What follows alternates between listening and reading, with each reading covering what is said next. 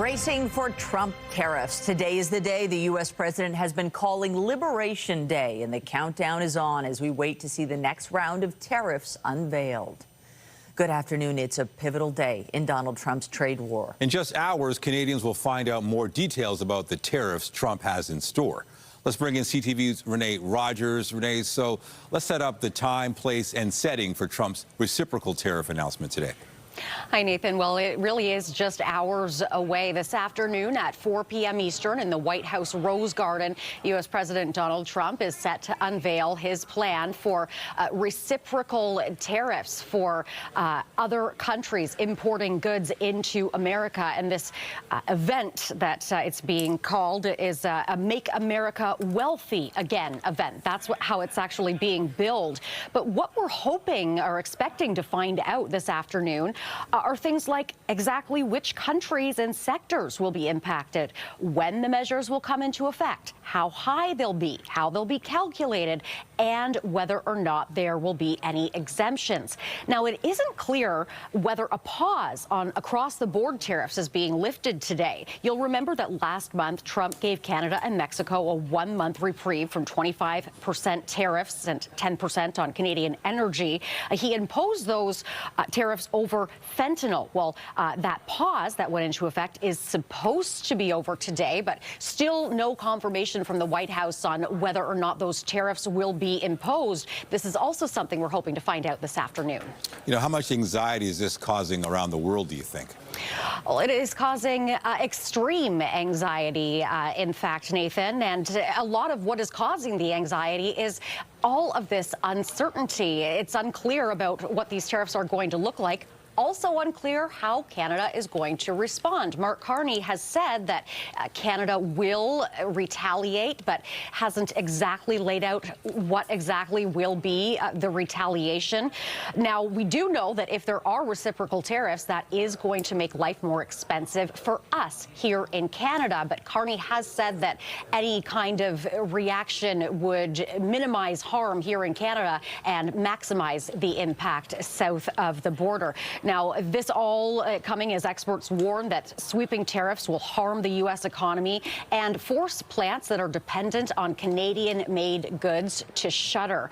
We also know that, meantime, there is a push in Congress to get rid of those fentanyl-related tariffs. Today, the Senate will be voting on a bill that challenges Trump's use of an emergency declaration at the northern border over fentanyl. We'll have to see how that vote goes, but even if it does go ahead, it will still have to be voted on within the House of Representatives, which is, remember, controlled by the Republicans, Nathan. All right, that's right. CTV's Renee Rogers with a look at Trump's announcement coming later today. Thank you. You're welcome. Meantime, Ontario Premier Doug Ford took to U.S. networks this morning to voice his thoughts, stating that these tariffs will impact Americans just as much as they're going to hurt Canadians. Our Queen's Park Bureau Chief Siobhan Morris is here with that side of things. Siobhan. Whether or not there are any minds left to be changed at this point in time is a little unclear, but Doug Ford really was driving home that message this morning that tariffs do damage really on both sides of the border. This is an incredibly consequential day for Ontario. Doug Ford's been warning for months that these tariffs could cost as many as 500,000 jobs, and the effects could be felt almost immediately, especially in auto manufacturing. Ford spoke with the U.S. Commerce Secretary Howard Lutnick next week to try to get a sense of what Canada might be in for today, and Lutnick said he didn't know. While President Donald Trump has been calling this Liberation Day on American TV, the Premier repeated something he's been saying for a few days now, qualifying this as Termination Day. Explain a little bit more why you call it Termination Day. Well, we're the #1 customer. We buy more goods off the U.S. than any country in the world, more than Japan, the U.K., and France combined. And if you go after Canada, we have no choice but retaliate. And I apologize to the American people. I think we need to sit down and let's get back to a USCA deal instead of a USMCA deal, because Mexico is bringing in cheap parts from China, slapping on a Made in Mexico sticker and costing American and Canadian jobs. It's not clear if the premier is totally aligned with the prime minister on that last point. We know that Mark Carney spoke with the Mexican president about trade and sovereignty yesterday. We do expect to hear from Doug Ford this afternoon at some point after Donald Trump makes his tariff announcement. It could be a while, though, until we fully understand what those tariffs could mean and how Ontario and Canada will retaliate. Reporting live from Queen's Park, I'm Siobhan Morris. Nathan and Michelle, back to you. Thank you, Siobhan. And U.S. and Canadian mayors are speaking out about the economic impact of U.S. tariffs. Toronto Mayor Olivia Chow is among those on a call this morning discussing concerns. CTV's Natalie Johnson is live at City Hall with more details. Natalie. Well, Nathan, the message from mayors from both sides of the border this morning is that these tariffs are already having an impact on their local economies. Even though the details of the president's announcement this afternoon are still unclear, it is the economic uncertainty that is really wreaking havoc on local businesses, including manufacturers. Mayors from both Canada and the U.S. say that they are seeing local businesses contemplate layoffs as they worry about hits to their bottom line. Here's more from Mayor Olivia Chow and the Mayor of Rochester this morning.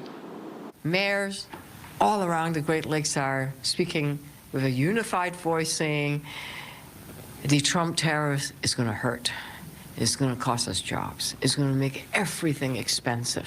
It is already having an impact. And that uncertainty, that chaos is wreaking havoc. Stop it.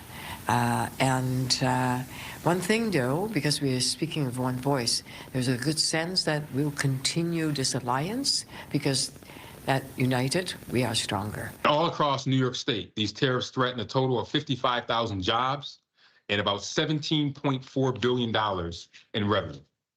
We don't need tariffs that raise the cost of low-income and middle consumers and destabilize the economy for our employers. We need thoughtful and sustainable trade policies that protect the most vulnerable residents and support job creators. So it is my hope that cooler heads will prevail. And of course, so many industries here in Toronto, especially manufacturing, are very reliant on cross-border trade. Experts are stressing the need to pivot to Canadian suppliers, though that kind of transition does not happen overnight. City Hall, for one, has adopted an economic action plan that includes prioritizing Canadian suppliers for municipal contracts to reduce reliance on U.S.-based goods and services. City Council has also now implemented a program that will allow industry hard hit by tariffs to defer their property taxes to improve their cash flow in the short term. That's it from now from City Hall. I'm Natalie Johnson. Back to you, Nathan and Michelle. Thank you, Natalie. And still ahead, the iconic Red Canoe from Canoe Landing Park has been destroyed by fire. CTV's John Musselman will join us live with that story in just a few minutes. But first, emergency crews are on the scene of a crash that sent 2 people to hospital with serious injuries this morning. Toronto police say a pedestrian carrying a baby was struck by a vehicle near Vaughan Road and Arlington Avenue at around 10:45 a.m. Paramedics confirmed they transported 1 adult and 1 pediatric patient with serious but non-life-threatening injuries. Vaughan Road is closed in the area as crews remain on the scene. York Regional Police have announced murder charges against 2 suspects after a deadly shooting last month in Markham. At around 6:30 a.m. on Friday, March 7th, officers responded to shots fired at a home on Solace Road. They arrived to find a man and woman suffering from gunshot wounds. The woman, 20-year-old Nilakshi Raghuthas, did not survive, and a dog was also shot and killed. Police say they took 28-year-old Aquan Murray into custody here in Toronto on March 21st, and then yesterday they arrested 35-year-old Heshmat Razuli Kalanzadeh, and the men each face several charges, including first-degree murder. And York police are sharing dramatic footage of a home invasion in King Township as they ask for the public's help identifying those responsible. Security camera captured the moments 4 suspects broke into a home near Highway 27 and Lloydtown Aurora Road on March 27th. At least 1 person is carrying a gun. After they smashed through a glass door, police say they were confronted by someone inside and shots were fired. Nobody was hurt, and the suspects fled in a black SUV. Well, it's an iconic piece of public art, visible to the thousands who enter or exit the city along the Gardiner. And today, the large red canoe at Canoe Landing Park is no more after an overnight fire. CTV's John Musselman is live at Canoe Landing Park with more. John. Hi, Nathan. Yes, Toronto Police and Toronto Fire are investigating. We'll just give you a look here of what we're dealing with. This is the big Red Canoe, what's left of it, as most people would see it driving along the Gardner Expressway. Now, at about 2:40 a.m., firefighters were called to the scene when the canoe was engulfed in flames.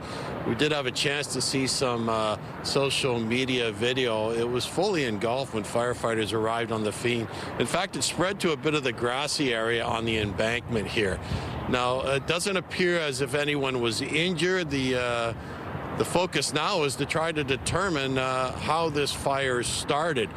This is the canoe was work of the artist Douglas Copeland, put into this park in 2008. Now, we have had a chance to speak to a number of residents here. They're quite upset about this, saying that it's a landmark.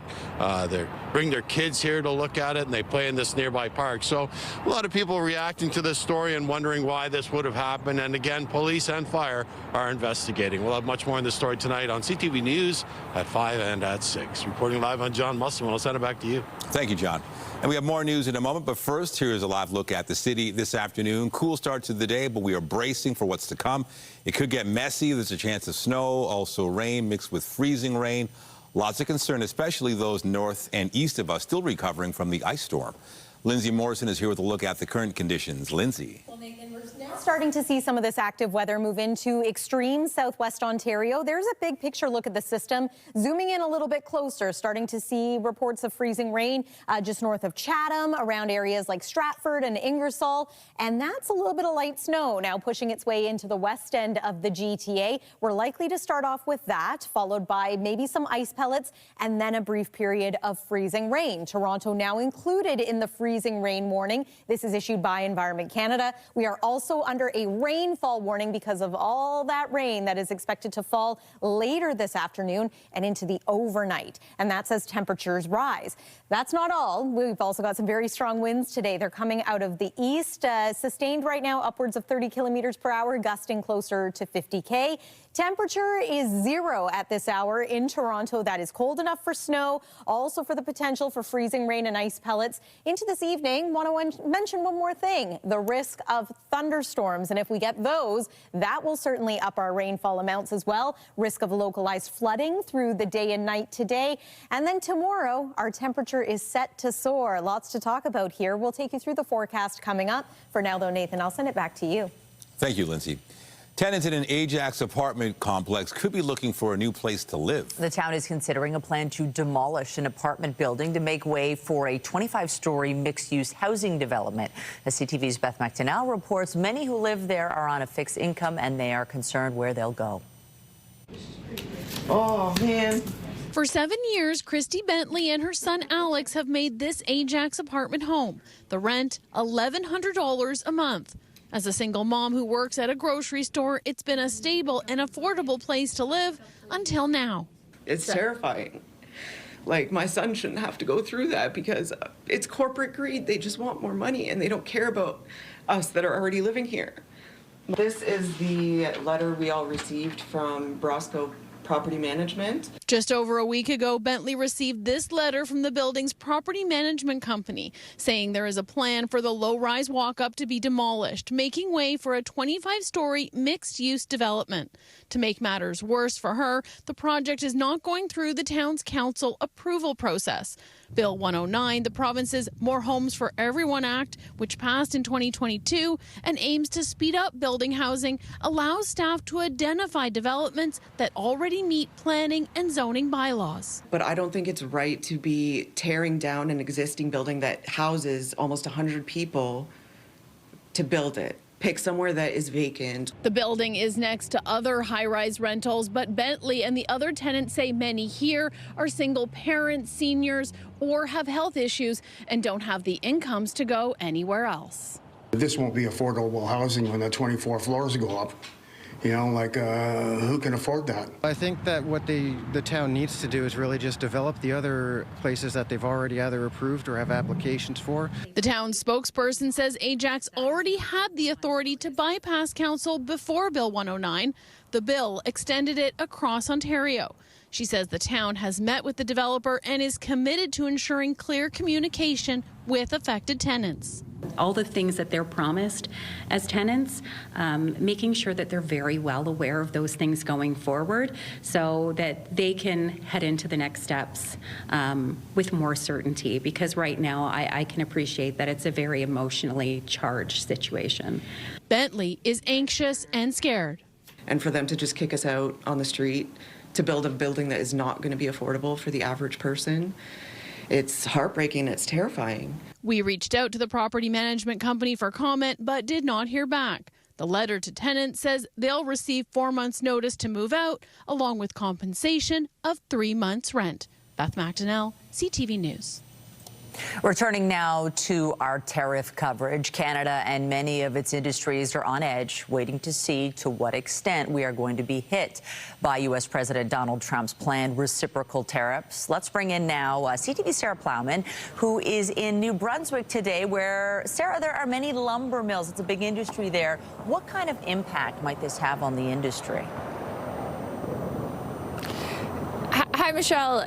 People here are definitely bracing because it could have a big impact. And I want to remind viewers that the forestry sector here in Canada is already subject to duties for American exports. Part of a long-standing dispute over softwood lumber and how Canada, how Canada's industry works versus the United States. So we're already subject to these anti-dumping duties, and those are expected to go up anyway. And now there's this additional threat of the 25% tariff. I'm standing in front of Irving's Pulp and Paper Mill here in St. John, New Brunswick, which, by the way, has been deemed the most tariff-exposed city in Canada because of industries like this, because of Canada's largest oil refinery, because of the fisheries here. But here behind me, they make a certain type of pulp that's actually used for toilet paper and paper towel, and it's a key component of those items. And the United States doesn't have that same pulp, not to the extent that Canada does. They really rely on us. So basically, toilet paper that Americans use is made here, and given that there might be a tariff, there are concerns that the cost of toilet paper could go up, perhaps not a shortage like we saw during COVID when there was this panic buying. Some people don't expect that to happen, but really it just speaks to how widespread this could reach, everything from home construction to sawmills to woodlot owners to toilet paper. I was speaking with a woodlot owner earlier today who owns 500 acres. He sells his product to both sawmills and pulp and paper mills, and he's worried that if there's a tariff, he'll just keep getting squeezed. He says there's no margins for him, that he's concerned that businesses and people have to shut down because of this. So there's a lot at stake. Forestry in this province is the #1 contributor to the economy. But it's also a huge thing in so many other corners of this country. And so there's a lot at stake. There's a lot of people anxiously waiting to see what happens and see what the impact exactly will be. Yes, so much uncertainty. And the New Brunswick Premier, just like our Premier here in Ontario, they've been trying to mitigate the potential impact. What has Susan Holt, the Premier there, been saying about how to respond? Well, she's done things that a lot of other provinces have done. For example, the simple act of removing American alcohol from shelves, from saying that they won't do contracts with American companies, that sort of thing, and also going down to the United States for a seafood expo recently to try to really market and advertise what this province has to offer. So those sorts of things, as well as setting money aside in the budget for workers, for companies to try to diversify their markets. So, I mean, this province particularly is very tariff exposed, very connected to New England. It borders Maine, and there's a lot of industries, a lot of businesses even that go back and forth. In fact, there's one business in Edmundston, New Brunswick, Twin Rivers Paper Mill, pulp and paper mill, where on one side of the border, on the Canada side, you have a sawmill. And then the product goes across the river in a pipeline and is made into paper on the American side. That really speaks to the uniqueness of this province and the connection that we have. So Holt is actually speaking later today, and we'll hear more from her in terms of what her next steps are. Our countries are so intertwined. It really is quite the situation. Sarah Plowman in St. John, New Brunswick. Appreciate the snapshot of what's happening out there. Take care. Thank you. Thank you. And the U.S. tariffs are dominating the campaign trail today, with the federal leaders talking about how they would respond. Mark Carney's in Ottawa for meetings in his capacity as Prime Minister, but the other leaders are making campaign stops in Toronto and other cities. CTV's Scott Hirsch joins me now with more. And Scott, we've already heard from Pierre Poilievre and Jagmeet Singh today. What are they saying? Nathan, of course, the message is clear, and it is the same from federal party leaders, that these tariffs are unjustified. They'll hurt people on both sides of the border. And, of course, Canada will not become the 51st state. But in terms of how the federal party leaders will respond, that is where the response gets different. So let's start with what we heard from Conservative leader Pierre Poilievre this morning, how he says a Conservative government will respond to the threats of economic warfare coming from the Trump administration, saying there are three parts to this: the short, medium, and long-term plan. First and foremost, the need for an immediate response that is targeted for maximum impact on Americans. The medium response is more about tackling the dispute as soon as the election is done, and the long-term commitment to growing our economy, so ensuring we are never this vulnerable again. Now, focusing on the medium-term response, proposing to accelerate renegotiations of the CUSMA deal, setting a firm date to finalize a deal. Here's more from Pierre Poilievre. We should set a firm date to finalize a new deal. And I will propose that both countries pause tariffs while we hammer out that deal. Keeping destructive tariffs in place kills jobs on both sides of the border and so serves no purpose at all.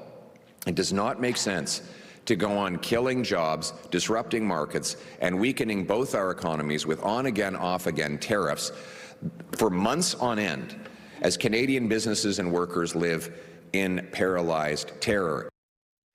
And Nathan, for the NDP response, Jagmeet Singh focusing on Canadian workers, ensuring that they are the main focus throughout all of this, ensuring a robust EI to protect workers if job losses begin to mount, if these tariffs continue to cripple Canadian industries and potentially push us into a recession. And for his part, also proposing to take GST off essential items like internet and home heating to save people some money and to ensure that labor rights and universal health care are never on the bargaining table. Here's more from Jagmeet Singh.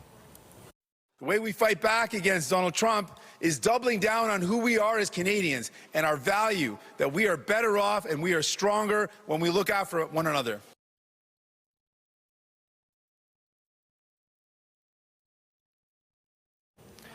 So, of course, Nathan, we don't know exactly how severe the response will be from U.S. President Donald Trump as he announces reciprocal tariffs on a whole host of trading partners later this afternoon from the White House.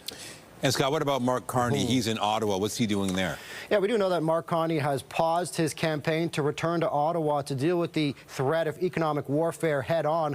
What we do know on his schedule is that he does have two closed-door meetings, first with the Prime Minister's Council on Canada-U.S. relations, and then later in the day with the Cabinet Committee on Canada-U.S. relations. But we have heard from Mark Carney saying a tariff response will be deliberate in terms of measures to maximize impacts on American industries, rejecting all attempts to weaken Canada. What Canada's response will be will ultimately depend on how severe those tariffs are imposed on Canada, Nathan. All right, CTV's Scott Hirsch with the very latest on the federal election campaign. Thank you. Thanks, Nathan. Overseas now, in the Gaza Strip, hospital officials say Israeli strikes overnight and into today killed more than 40 people. Israel is expanding its military offensive in the Palestinian territory to seize what it calls large areas. The defense minister says the intent is to root out militants and capture areas that will be added to the security zones of Israel. The Israelis say there will also be extensive evacuation of the population from areas where there is fighting. No details were provided about which areas of Gaza would be taken in the expanded operation. NATO allies have pledged more than $21 billion in military support for Ukraine. The alliance says the security challenges are too great for any one of its members to bear alone. NATO foreign ministers will meet in Brussels tomorrow and Friday to discuss further support for Ukraine. U.S. Secretary of State Marco Rubio will be there amid concerns by the other countries about America's change in policy toward Russia and questions about the future of the U.S.'s role in the alliance.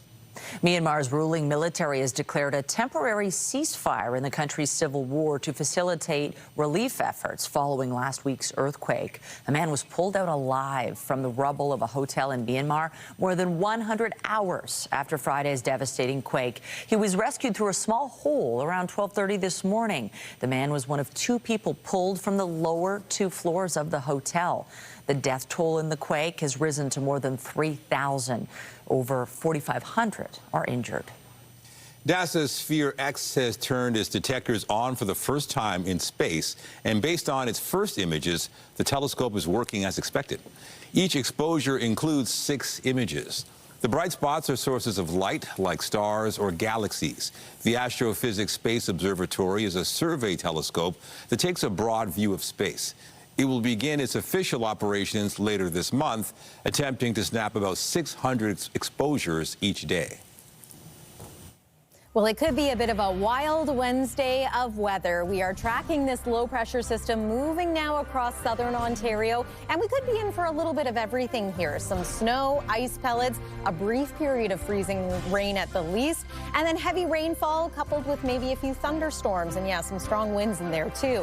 You should plan on your afternoon drive being impacted by this. Might encounter some slippery roads, maybe some reduced visibility as a result of heavy downpours.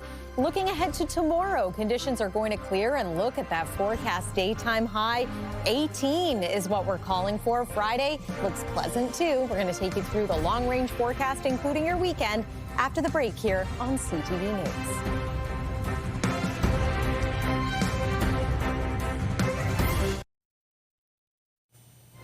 Well, there's a lot happening in the weather department on this Wednesday. The start of the day, not too bad, cool, definitely some wind, but we are anticipating quite a bit of rainfall, enough to warrant some alerts. Yeah, you've got rain, freezing rain, possibly snow, quite a messy mix. So we're all kind of bracing ourselves, and plus people still getting over the ice storm. Well, that's just it. And we could even encounter some thunderstorms today, which we typically associate with spring and summer, but then snow and ice pellets, often we associate that with winter. So a real collision of the seasons here today. And it's true, many areas still recovering from that weekend ice storm. I'm happy to say that any freezing rain we get today, not nearly as prolonged as what we had on Saturday, Sunday. However, again, many trees have been weakened by that recent ice storm, and couple that with the strong winds today, there might be some damage in some areas, also potential for some flooding. Weather is brought to you by the Pressler Law Firm Injury Lawyers. You don't pay unless they win. And today, yeah, it was a dry start to the day, but those winds, yeah, they picked up early on. You can see the white caps on Lake Ontario as those waves kicked up earlier today. A mostly cloudy start. We're not expecting to see the sun much at all today. And a brief period of freezing rain now likely for us too here in the city of Toronto. We are under the, not just a special weather statement, but the freezing rain warning that was issued yesterday. Widespread area, you can see anywhere from 2 to 5 millimeters of ice accretion expected this time. Some higher elevation areas north of Kitchener, Waterloo, Dundalk Highland areas could see a little bit more than that. Big story perhaps on top of the freezing rain is the amount of rainfall that could end up falling this time around. 30 to 50 millimeters by the time all is said and done. And in some cases, the ground is still quite frozen. A lot of that rain, the ground has a reduced ability to absorb that rainfall, so watch for runoff in many areas too.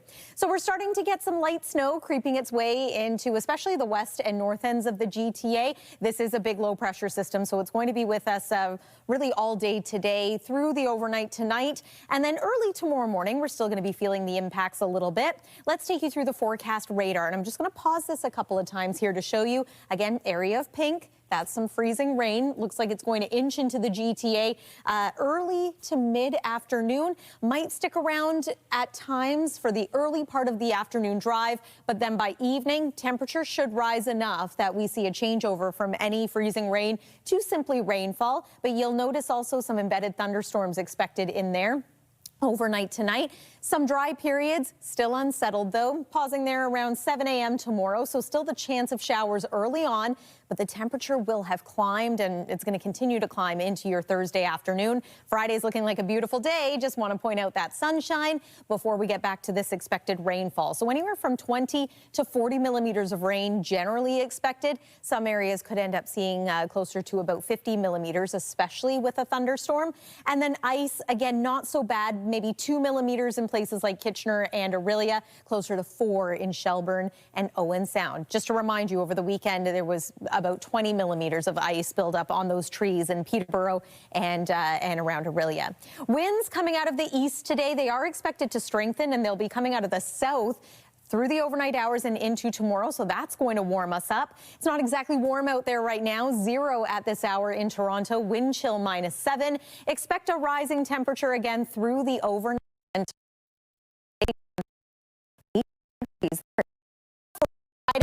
Mainly sunny. We are expecting the temperature to be near seasonal, but we're going to get back into some rain once again. That's your look at the weather. Michelle, back to you. Thanks, Lindsay. Well, there is a new exhibit at the Toronto Reference Library exploring the world of vintage postcards, many of which are being displayed for the very first time. That's where we find CTV's Jessica Smith with more. Hi, Jess. Hi, Michelle. And there are some postcards here that date back to, the early 1800s, and they are just these iconic pieces of history. I'm here with Alicia Cheriel. You're with the Toronto Public Library and with the gallery itself. I was doing a walkthrough, and there are parts of Toronto that don't exist anymore because things have changed. But talk to me about why you guys wanted to bring this exhibit here to show some of these pieces of history. Well, we wanted to make sure that we are always showcasing items from our special collections that might have some interest to not only our local public, but everybody in between. And we chose out of 26,500 postcards, 100 to display on scenes of Toronto, streetscapes, landscapes, buildings that don't exist anymore, as well as some of our more unique materials. And it's really cool because these are like pieces of living history. I want to take everybody through to these silk ones because the silk ones are really cool. When you think about a postcard, you don't really think of the material of silk, and these are like kind of hand sewn. Why did you want to bring this piece in? Because when I think of a postcard, I think of the ones like you see the display on the wall, like the iconic pictures, but the silk ones are really special. They were really, really quite rare, and a lot of them are hand-woven. You'll notice a lot of the ones that we have are dated kind of to the First World War era. So our assumption is that a lot of these would have been hand-woven by people from home, sent over to their soldier relatives. And then when technology got a little bit better, machine brocades used to become a little bit more popular. But yeah, these are really, really unique. You wouldn't send them like a typical postcard as well, so you'd have to send a little note inside of them and then put them in another envelope, so they kind of defeat the purpose of a normal postcard, but very, very cool to see. And then we have ones that are themed for different times of the year. And I want to show the Halloween ones because I'm a Halloween fan, but these ones are a little spooky, I think, just because they're kind of retro. And you were saying to me off camera before that you guys have a lot of Halloween themed postcards. We're not sure why they were so popular, but our librarians who worked on the show mentioned that Halloween just became a very popular time to create and distribute postcards. The one that I always like to point out is the one that says, "For Old Lang Syne this Halloween." And you kind of think of that and you think New Year's Eve, but it's just an old Scottish phrase from a Robbie Burns poem that just means for old time's sake. So it's interesting to see how even our language has evolved. And it is so unique to see moments like you have the Great Fire of 1904. You have these moments in history that are literally captured. When it comes to telling the story of the city, is that something you wanted to include, some of the kind of monumental moments we've seen in the city? Yeah, and we thought it was kind of weird to see them in a postcard form. You don't think a great fire is something you want to commemorate in postcard form. That fire in particular, at that time, around $10 million in damage. That's a lot of damage. And one of the buildings that was destroyed was Warwick & Brothers, which was a publisher of postcards. So we thought it was kind of important to include. You'll actually see some Warwick & Brothers in our show. Now, this exhibit is entirely free to people. How long is it on for? When can people come check it out? For sure. It's on until May 25th. We are open and free anytime the Toronto Reference Library is open. So we always encourage you to check tpl.ca if there's any service disruptions. Like tomorrow, we are closed for BiblioBash. But whenever the Reference Library is open, everybody is welcome to come. You're all welcome to come in, and it's my favorite price, which is free. Alicia, thank you so much. I'm going to send things back inside to the studio. All right, looks good. Thank you, Jess. At City Hall, officials are planning congestion on Toronto's roadways. If approved, the updated plan would explore opportunities to use more cameras for traffic violations that add to congestion. It would also look at escalating fees for construction-related road closures and add more traffic agents to more key traffic corridors. Separately, Mayor Olivia Chow requested the Infrastructure and Environment Committee consider increased enforcement of vehicles blocking streetcar traffic. This comes after the challenges seen after recent snowstorms. Still ahead on CTV News, a new treatment offering a better quality of life to treat a rare disease that could weaken the body and affect anyone. Health is next.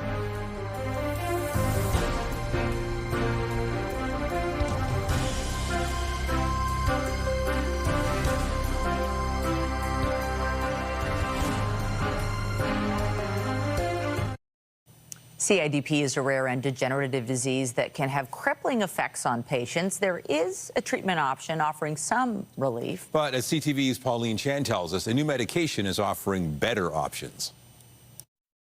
I had tingling in both of my feet, then gradually numbness, then working its way up both legs, both hands from the fingertips, gradually working their way up into my arms. It's called CIDP, chronic inflammatory demyelinating polyneuropathy, and 20 years ago it began robbing Daryl Bedford of the ability to play hockey, to run, and even to walk. Sometimes they need walking aids, and sometimes they're bedridden if it's severe enough.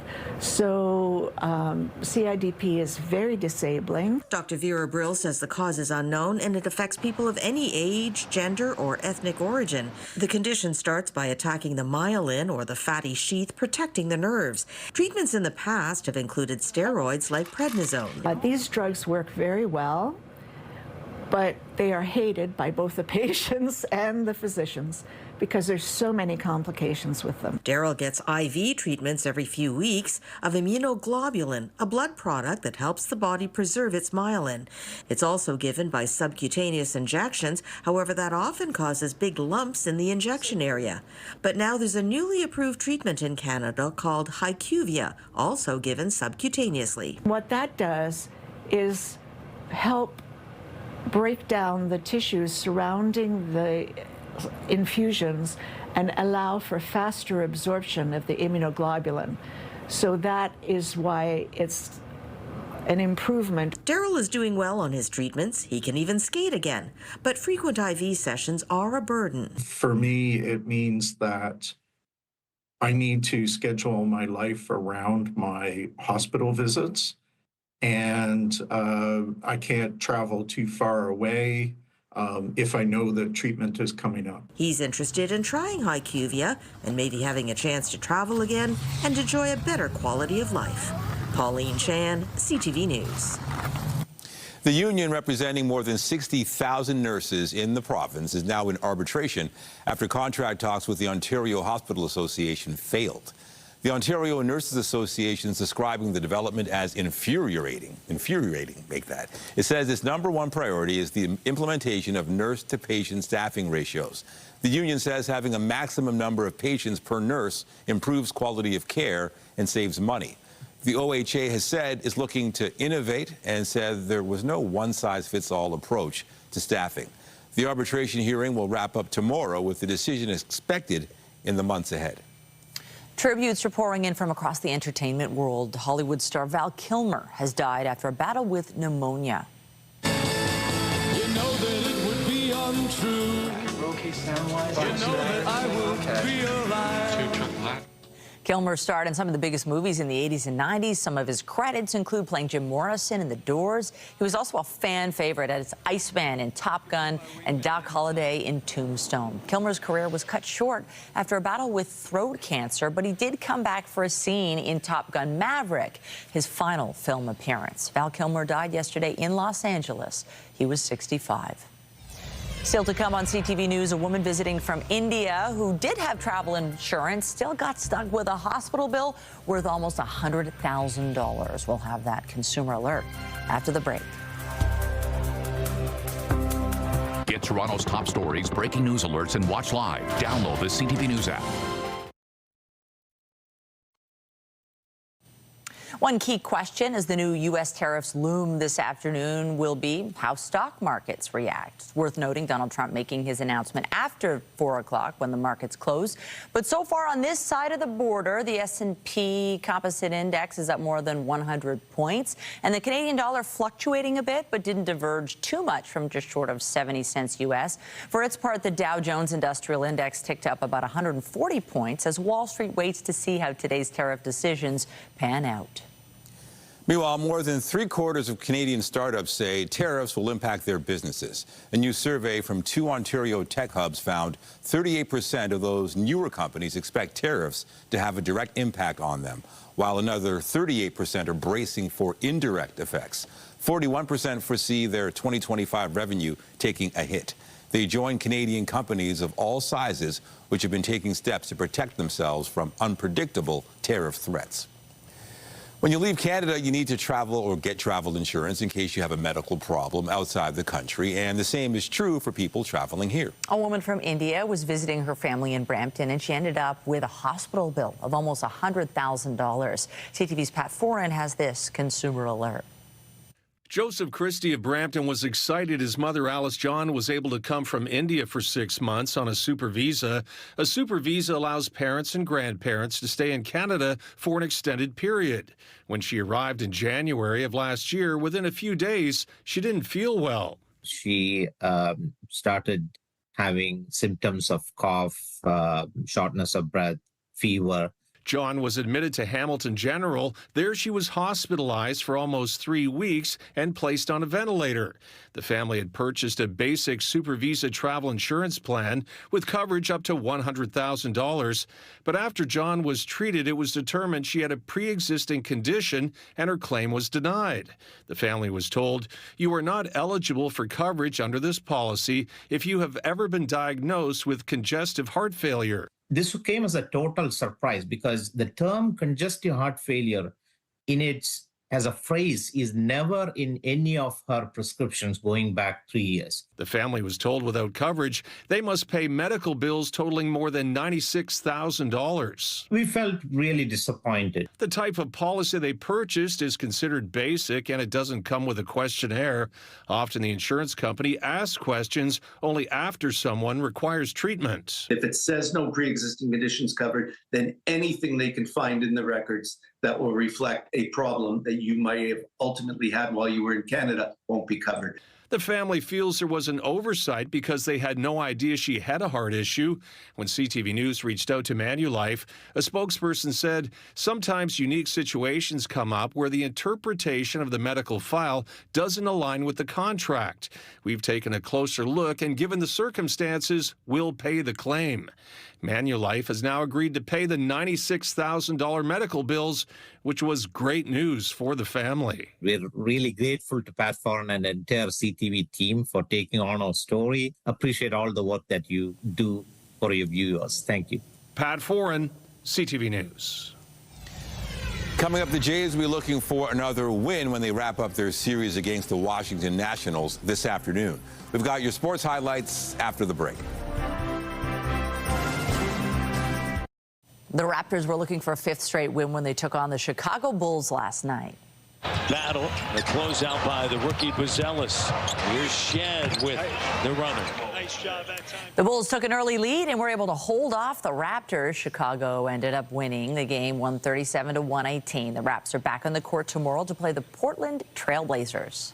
And the Blue Jays are looking for a third straight win when they continued their series with the Washington Nationals last night. Depending on what happens here. Bichette bounces it. Fair ball! Down the line, and it scores a couple. The Jays took the lead in the 8th inning, and they were able to hold on for a 5-3 win. The team will wrap up their series this afternoon. The game gets underway just after 3. The CFL has announced who will be the 15th commissioner in league history. Stuart Johnson says he is deeply humbled and profoundly honored by this incredible opportunity. The 54-year-old Toronto native served as president of TSN since 2010. He will assume his new role on April 24th. Johnson takes over from Randy Ambrosie, who announced in October his intention to retire this year once a successor was chosen. All right, one more look at that forecast, and we know it's coming. It should be here right about now. Yeah, getting close. We're starting to get flurries in parts of the GTA around Hamilton, Burlington, over now toward Pearson Airport. Let's take one more look at the satellite and radar imagery. And I want to point out the fact that we're also seeing signs of freezing rain in places like Mount Forest and Listowel. So still a little ways away from the GTA, but again, it's coming. And that purple you see at the bottom of the screen, likely ice pellets. As we make our way through the night tonight, it's not exactly a low. Our temperature is actually going to rise through the overnight hours, and then tomorrow we'll be up around 18 after a few showers early in the morning. It's actually looking like not a bad afternoon, and Friday looks lovely too. Lots of sunshine. Rain returns though for the weekend, so we have to get through today and that as well. Nathan and Michelle. All right, thanks, Lindsay. And that's CTV News at noon. Remember, you can get Toronto's breaking news all day long on CP24 and at ctvnewstoronto.ca. For Lindsay Morrison and the whole team here, have a pleasant afternoon. I'm Michelle Dubé. And I'm Nathan Downer. Be sure to join us later for CTV News at 5 and 6. Have a great afternoon.